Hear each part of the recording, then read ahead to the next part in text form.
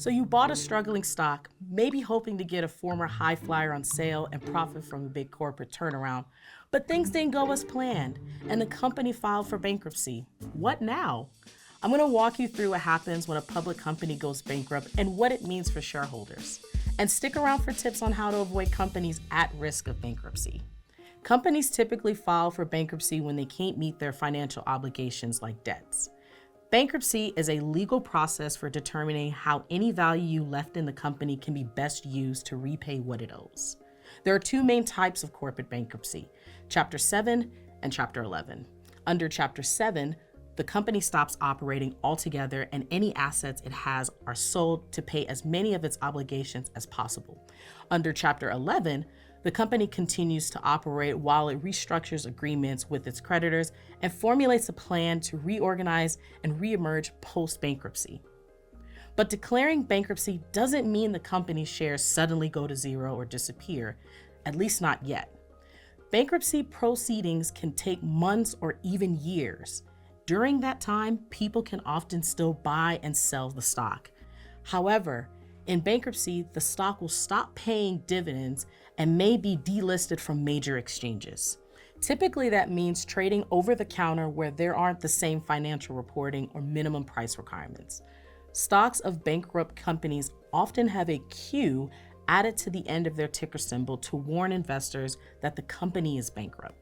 The important thing for stock investors to know is that shares of a bankrupt company are very likely to end up worthless.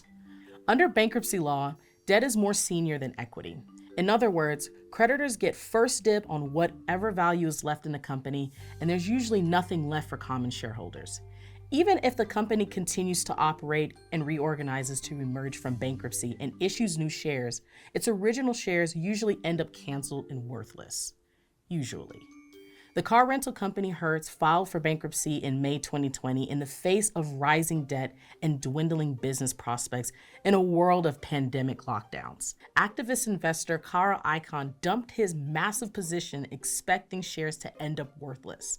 But as the stock moved towards zero, highly speculative traders began piling in, sensing a chance to win big if the stock had a miraculous turnaround. This was an extremely risky bet. But about a year later, an investment group bought Hertz out of bankruptcy. As part of the agreement, some Hertz shareholders were entitled to recover what was valued at about $8 per share, well above the stock's lowest close at 40 cents. But these scenarios are extremely rare. Just ask shareholders of Bed Bath & Beyond. After the company declared bankruptcy in April 2023, some traders held on to or bought BBBY in hopes of a Hertz-style comeback. But that didn't happen, and the shares were officially canceled in September of 2023, leaving BBBY shareholders with nothing. So if you own shares in a company that goes bankrupt, you basically have two choices. First, hold on for the remote chance that the company emerges from bankruptcy with any value left for shareholders. This is extremely speculative and only something to consider if you could afford to lose your entire investment. Or you could cut your losses and sell shares while there's still some value, though likely still at a significant loss. Keep in mind, the longer you hold the shares, the harder it could be to find a buyer. Neither of those are great options. That's why it's best to avoid owning stock in a bankrupt company to begin with. Here are a few tips. First, do your research before buying a stock. This doesn't mean reading theories on internet message boards. It means analyzing a company's financial performance and outlook and reading reports from trained analysts. Growing earnings, high profit margin, and low debt to equity ratios can all suggest a company is on strong financial footing. Be careful when buying the dip. There are many times when a stock price plummets for good reason. For stocks you already own, keep an eye on their financial performance. Pay attention to quarterly earnings reports and news about the company. If your original thesis about the success of a company proves to be wrong or its fortunes change, consider selling. Don't be misled by internet personalities encouraging you to hold at all costs.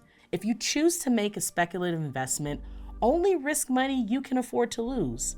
While investing in stocks always comes with risk, Doing your homework and carefully monitoring your investments can help you avoid holding a worthless stock from a bankrupt company.